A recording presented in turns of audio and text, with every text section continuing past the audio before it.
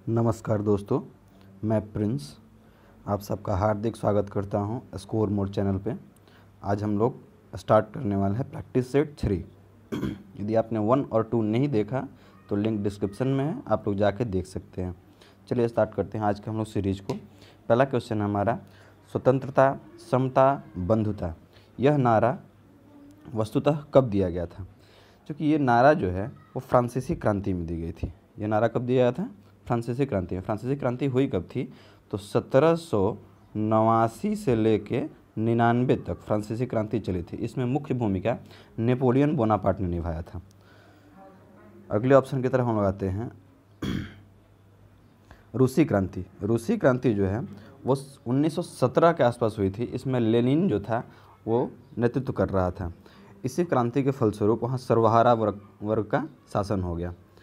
अगले ऑप्शन के लिए हम बढ़ते हैं, अमेरिका स्वतंत्रता युद्ध में। अमेरिका का स्वतंत्रता युद्ध जो था वो 1765 से 83 तक चला था और अंतिम में क्या हुआ?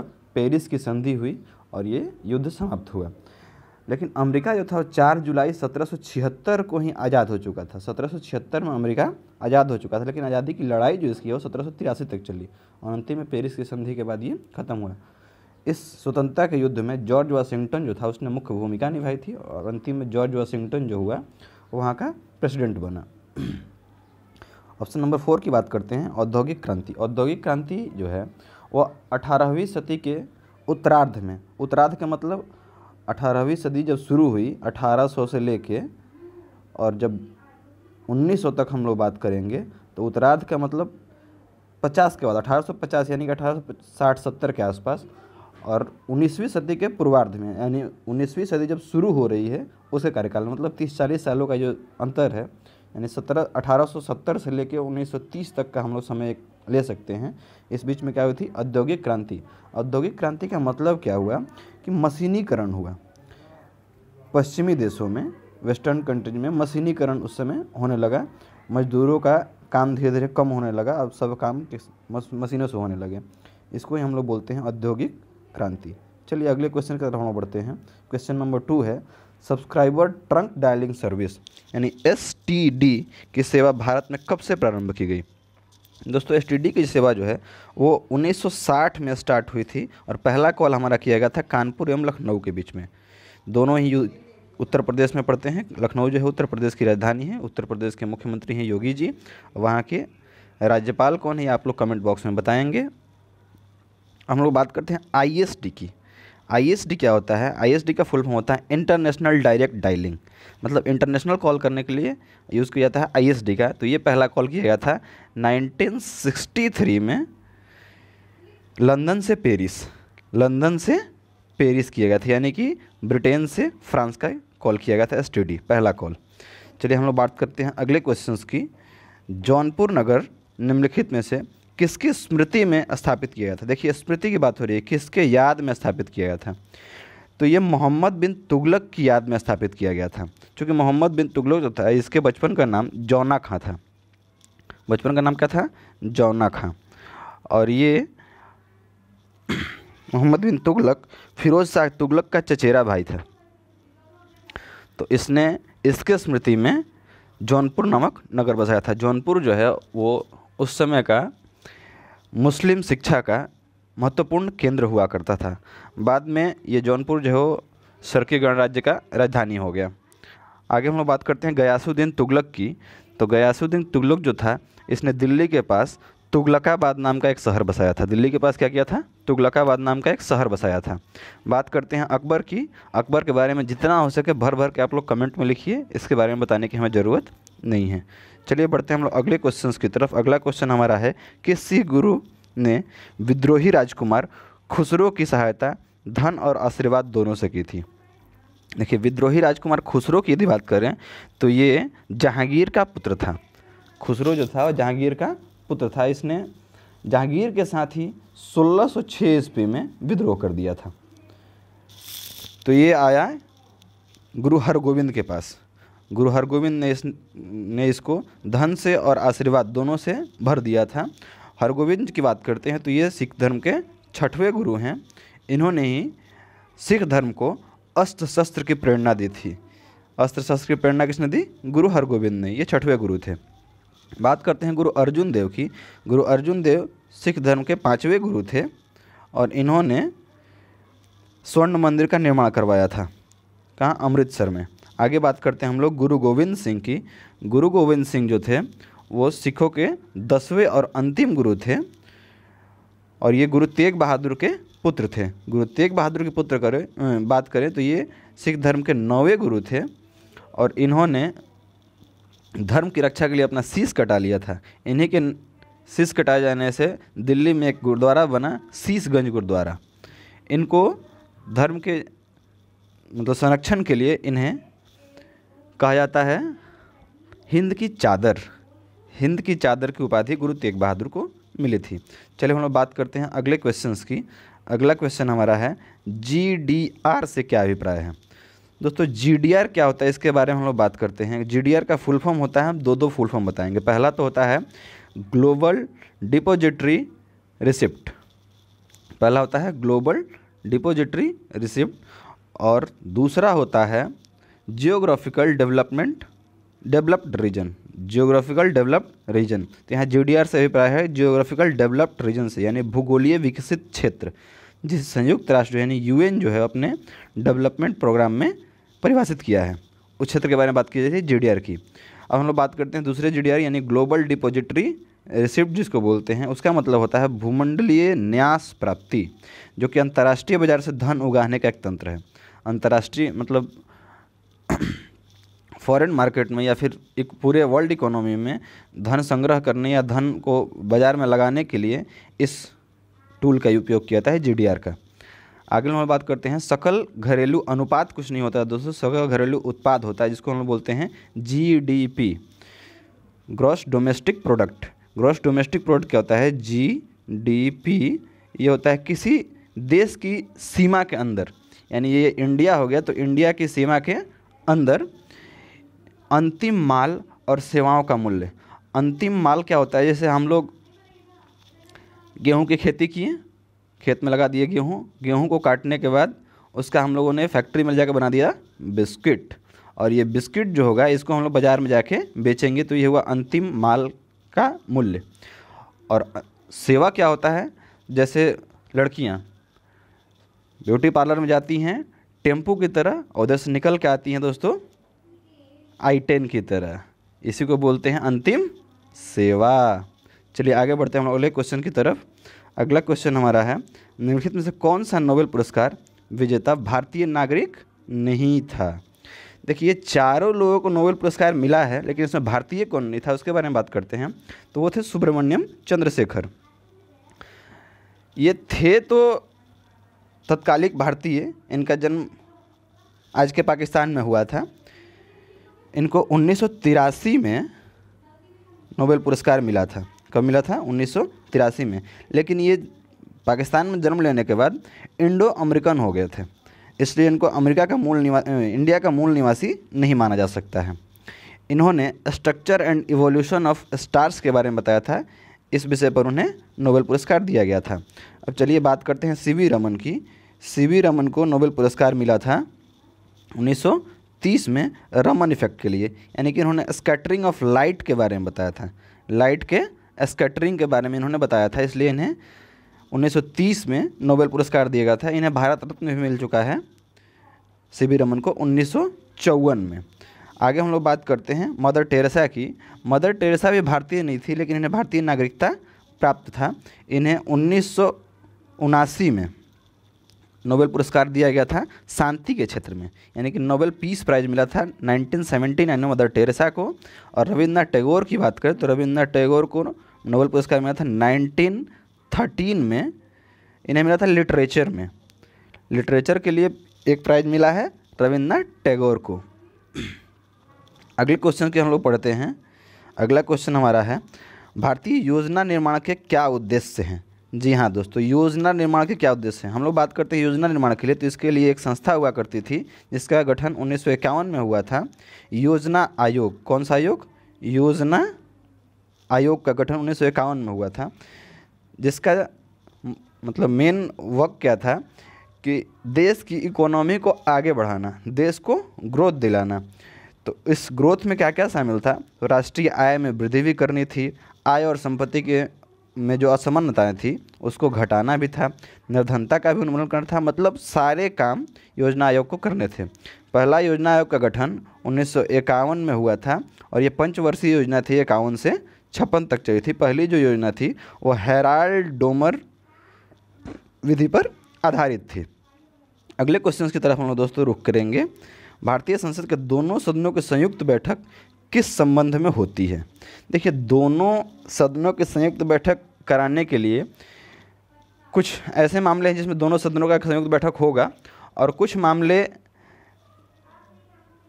ना होते हुए भी उसमें आके फंस जाते हैं। जैसे कोई हमें बिल पास कराना हुआ यदि संसद में और वो लोकसभा में हो गया और राज्यसभा में पास नहीं हो रहा है, तो उसकी बहस के लिए राष्ट्रपति जो हैं वो आर्टिकल 108 के तहत, यानी कि आर्टिकल 108 के तहत लोकसभा और राज्यसभा दोनों को एक साथ बुला देंगे और इसकी अध्यक्षता लोकसभा के अध्यक्ष करेंगे। और यदि अध्यक्ष अनुपस्थित होते हैं तो उपाध्यक्ष भी इसकी अध्यक्षता कर सकते हैं।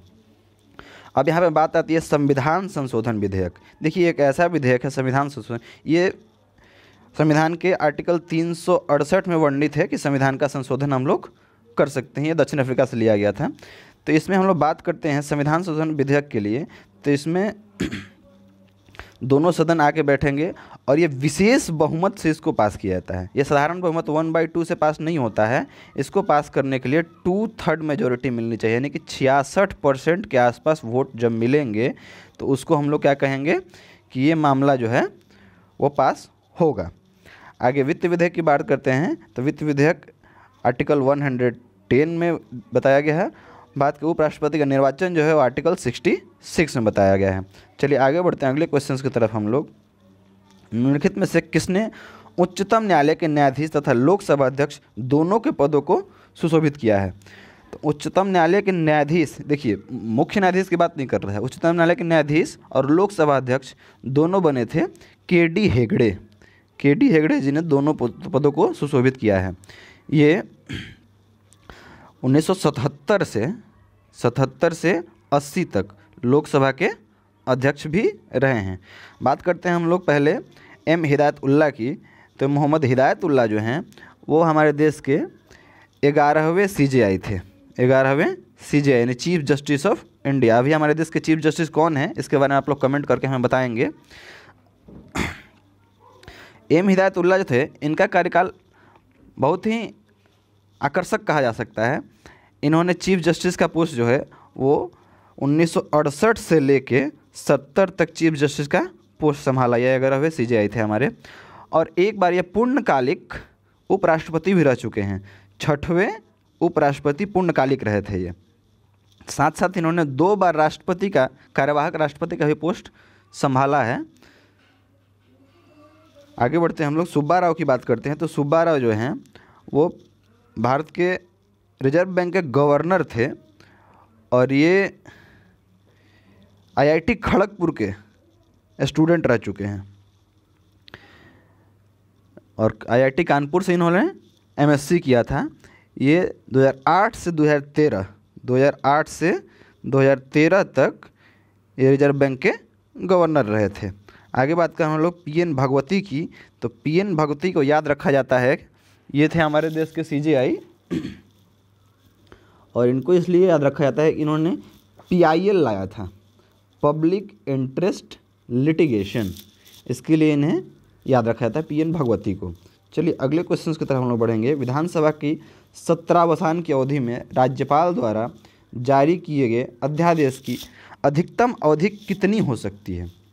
देखिए, विधानसभा का जब सत्रावसान हो गया, अब राज्यपाल जो होंगे वो यदि कोई अध्यादेश जारी करते हैं तो उसकी अधिकतम अवधि जो होगी दोस्तों वो 6 सप्ताह तक ही हो सकती है। यानी विधानसभा का सत्र जब से आरंभ हुआ तो 6 सप्ताह के अंदर आपको उस पर फैसला ले लेना है कि यह अध्यादेश आगे तक जारी रहेगा कि नहीं रहेगा। चलिए अगले क्वेश्चन की तरफ हम रुख करते हैं। तो करवार में स्थित भारतीय नौसेना के प्रमुख अड्डे का नाम क्या है? करवार पड़ता है हमारा कर्नाटक के अंदर। कर्नाटक यहाँ पे पड़ेगा कर्नाटक, तो कर्नाटक के ऊपरी सीमा पड़ता है करवार। वहाँ पे INS कदम्ब है। INS कदम्ब कहाँ है? करवार में, करवार पड़ता है कर्नाटक में। बात करते हैं हम लोग INS विक्रमादित्य की। विक्रमादित्य का मतलब होता है ब्रेव एज द सन, यानी कि सूर्य की तरह बहादुर। ये एक कीव क्लास की एयरक्राफ्ट कैरियर है जो हमने रसिया से लिया था, इन्हें रूस से 2013 में इंडिया में कमीशन किया गया था। और INS हर्षवर्धन और कुशान, ये नाम INS के नहीं है। INS का फुल फॉर्म क्या होता है इसके बारे में जान लीजिए। Indian naval ship. INS का फुल फॉर्म क्या होता है? Indian naval ship. दोस्तों एक इंटरेस्टिंग बात आपको बताते चले कि जब इंडियन नेवी नहीं थी, जब ब्रिटिश नेवी थी, तो उसका नाम क्या हुआ करता था? उसका नाम होता था HMIS, यानी कि his majesty India ship. His majesty India ship ये नाम हुआ करता था जब ब्रिटिश नेवी थी हमारे देश में। दोस्तों चलिए अगले क्वेश्चन की तरफ हम लोग रुख करेंगे। अगला क्वेश्चन है केंद्रीय सांख्यिकी संगठन यानी कि सेंट्रल स्टैटिक ऑर्गेनाइजेशन CSO के प्रतिवर्ष राष्ट्रीय लेखा सांख्यिकी विवरण, जिसे श्वेत पत्र भी कहा जाता है, वाइट पेपर, इसमें किस चीज़ का विवरण होता है? देखिए दोस्तों इसमें विवरण होता है भारत के राष्ट्रीय आय का, यानी इकोनॉमी में कितना हमारे पास पैसा आया, इसके बारे में वर्णन किस में होता है? श्वेत पत्र में। ये कौन जारी करता है? CSO, central statistics organisation. ये हर साल जारी किया जाता है। चलिए अगले क्वेश्चन की तरफ हम रुख करेंगे। भारत के संविधान में अंतर्राष्ट्रीय शांति और सुरक्षा के अभिव्यक्ति का उल्लेख है। तो अंतर्राष्ट्रीय शांति और सुरक्षा का जो उल्लेख है दोस्तों भारत के संविधान में, वो किया गया है राज्य के नीति निर्देशक तत्वों में। राज्य के नीति निर्देशक तत्व जो हैं वो आर्टिकल 36 से 51 के बीच मिलते हैं भाग 4 में। मूल कर्तव्यों की बात करते हैं तो मूल कर्तव्य हमारे हैं आर्टिकल 51A, यानी कि क इसको कह सकते हैं, और ये भी भाग 4 में आता है। भाग 4 के क में इसको जोड़ा गया था बाद में संविधान संशोधन करके। संविधान की उद्देशिका जो है उसमें अंतर्राष्ट्रीय शांति और सुरक्षा से रिलेटेड एक वर्ड कहा गया है जिसे हम लोग कहते हैं संपूर्ण प्रभुत्व। उसका मतलब क्या होता है कि हमारा देश जो है वो किसी भी दूसरे देश के अधीन में कुछ नहीं है। इसका आशय यही होता है कि भारत आंतरिक तथा बाह्य मामलों में पूर्णतः स्वतंत्र है। किसी भी विदेशी शक्ति या आंतरिक शक्ति को इसके आंतरिक या बाह्य मामलों में हस्तक्षेप का अधिकार नहीं है। ये मतलब होता है प्रभुत्व संपन्न का। और 9वीं अनुसूची की बात करें तो इसमें वर्णन किया गया है कुछ ऐसे अधिनियमों एवं विनियमों का जिसका विधानीकरण करना हो। अगले क्वेश्चन की तरफ हम लोग बढ़ेंगे। बड़ा इंटरेस्टिंग क्वेश्चन है दोस्तों, बरमूडा ट्रायंगल कहाँ अवस्थित है? देखिए बरमूडा ट्रायंगल का हम लोग बात करेंगे तो ये हो गया हमारा नॉर्थ अमेरिका और इधर है साउथ अमेरिका। तो नॉर्थ अमेरिका जो है यहाँ पे मैक्सिको की खाड़ी पड़ती है और यहाँ पे पड़ता है अमेरिका का फ्लोरिडा, जहाँ से वो अपना स्पेस सेंटर रखा है, यहीं से सैटेलाइट्स को लॉन्च करता है। तो फ्लोरिडा से लेके और इधर हम लोग जब बढ़ेंगे तो यहाँ मिलता है हमारा बरमूडा। यहाँ पे क्या मिलता है? बरमूडा। और नीचे की ओर बढ़ते तो यहाँ मिलता है पोर्टोरिको, ये एक द्वीप है। इसको यदि हम मिलाते हैं तो एक संरचना तैयार होती है त्रिभुज की जैसी। ऐसा कोई संरचना वहाँ पे नहीं है, बस त्रिभुज की तरह का एक क्षेत्र घिरता है, इसी को बोलते हैं हम लोग बरमूडा ट्रायंगल। ये काफ़ी रहस्यमय है, इसके बारे में आप लोग पढ़िएगा और कमेंट सेक्शन में हमें बताइएगा क्या है इसका राज। ऐसे में आप लोग कमेंट कीजिएगा तो इसका राज मैं खोल दूँगा, क्योंकि ये इससे पर्दा हट चुका है। क्यों यहाँ पर जहाज़ डूब जाते हैं, क्यों एरोप्लेन इससे पार नहीं कर पाते हैं, इत्यादि इत्यादि। चलिए अगले क्वेश्चन की तरफ हम लोग रुख करेंगे। बैंक को हानि से बचाने का सबसे बढ़िया तरीका क्या है? देखिए ये काफ़ी हास्यास्पद क्वेश्चन है दोस्तों। बैंक लोन देगा और पैसा वापस नहीं आएगा तो उसे हानि होगी। अब इसको बचाने का सबसे बढ़िया तरीका, ये सब लोग अपने अपने से सोच रहे होंगे कि क्या हो सकता है इसको बचाने का बढ़िया तरीका। देखिए इसमें दिया हुआ आंसर कि पक्का समर्थक ऋणाधार स्वीकार करना। यानी कि जैसे हम मान लीजिए 20,000 रुपया यदि बैंक किसी को लोन दे रहा है तो उसे 20,000 के पहले ही संपत्ति रखवा ले, जैसे सोने का कुछ सामान ऐसा रखवा ले, या फिर खेत का कागज़, या फिर गाड़ी वगैरह ऐसा कुछ रखवा लेगा जिसका मूल्य ऑलरेडी 20,000 होगा। और तब उसको यदि लोन दे, नहीं भी लौटाएगा तो उसे 20,000 मिल जाएगा। लेकिन फिर भी बैंक जो है वो हज़ारों करोड़ लोन पर देता है बिना कंपनी को जांचे परखे। जैसे विजय माल्या को दिया, बेचारा चंपत हो गया, अब बैंक हम लोगों से लूट रहा है। अब तो स्थिति ऐसी है कि आप SBI के सामने से पार होते हैं, उस पर भी टैक्स ले लेगा। देखिए कुछ दिनों में हो जाएगा, अभी नहीं है लेकिन कुछ दिनों में हो जाएगा। हंसने वाली बात नहीं है, हंसने के लिए मैंने नहीं बोला है। चलिए आगे बात करते हैं। गीता रहस्य नामक पुस्तक के लेखक कौन थे? जैसे ही बात करते हैं हम लोग गीता रहस्य की दोस्तों, इसके लेखक हैं लोकमान्य तिलक। देखिए इन तीनों की बात हम लोग एक साथ करेंगे, लाल, बाल और पाल की। बिपिन चंद्र पाल, लाला लाजपत राय और लोकमान्य तिलक, ये तीनों गरम दल के नेता थे। इनके विचार गांधी जी से कम मिलते थे, ये लोग मार फाड़ करने में आगे रहते थे। तो सबसे पहले हम लोग बात करते हैं वासुदेव बलवंत फड़के की। वासुदेव बलवंत फड़के जो हैं, इन्हें कहा जाता है father of Indian armed rebellion, यानी कि आर्म्ड जो आर्मी थी सिविलियंस की, उससे क्रांति करवाने का श्रेय वसुदेव बलवंत फड़के को जाता है। इन्हें काला पानी की सज़ा हो गई थी, अंडमान में इसको रखा गया था, वहीं पे इन्हें ये मर गए थे। लोकमान्य तिलक की बात करते हैं तो इनको भारतीय अशांति का पिता कहा जाता है। इन्होंने भारत में अशांति फैलाई थी, इसलिए इनको भारतीय अशांति का पिता कहते हैं वो लोग।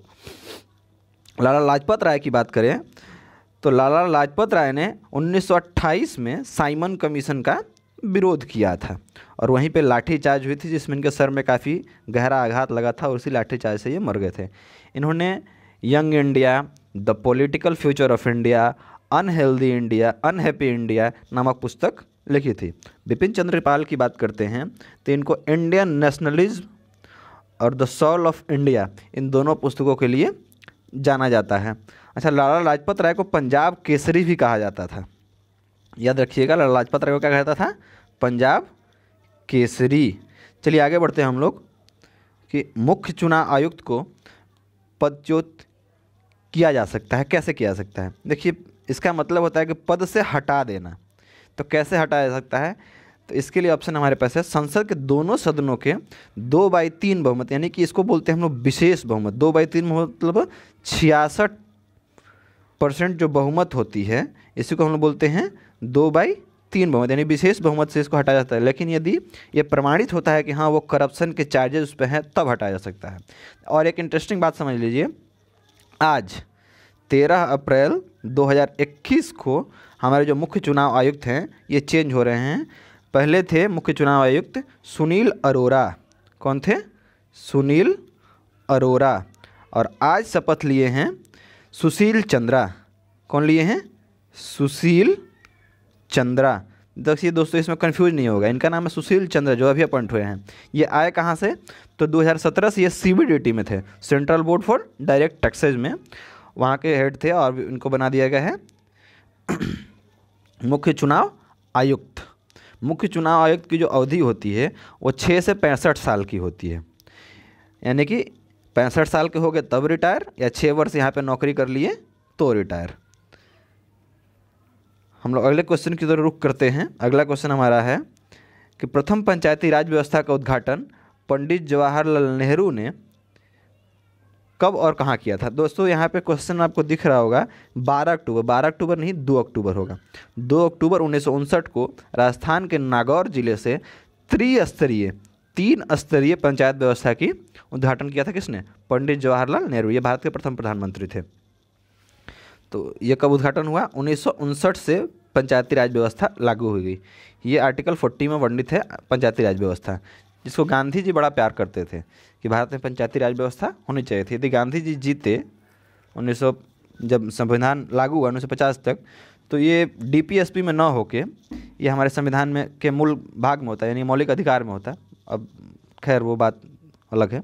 चलिए हम लोग बढ़ते हैं साबरमती। साबरमती के बारे में आप लोगों ने खूब सुना होगा, गांधी जी से काफ़ी रिलेटेड रहा है।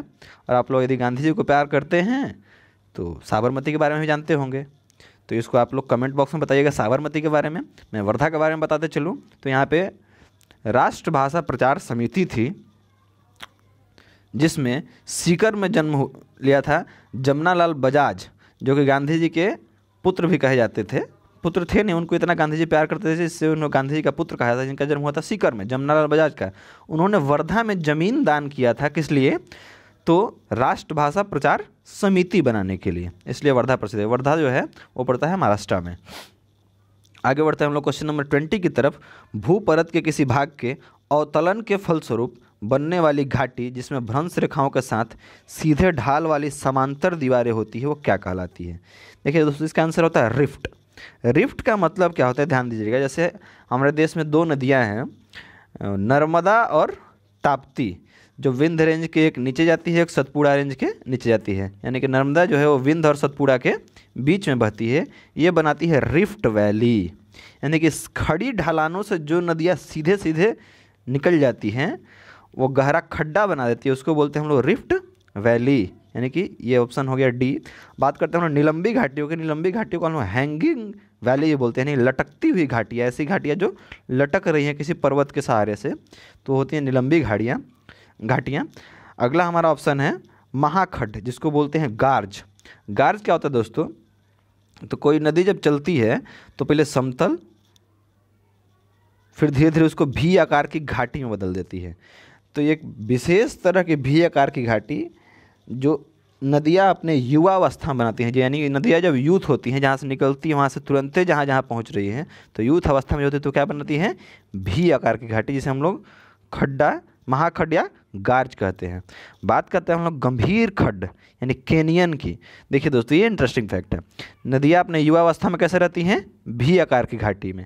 धीरे धीरे नदियाँ इसको काटते काटते काटते काटते आई आकार की घाटी बना देती है, और इसमें डायरेक्ट खड्डा होता है नीचे की तरफ डायरेक्ट खड्डा होता है। इसको हम लोग बोलते हैं कैनियन। तो सबसे बड़ा कैनियन किस नदी का है? वो है कोलोराडो नदी का। ये कहाँ पे है?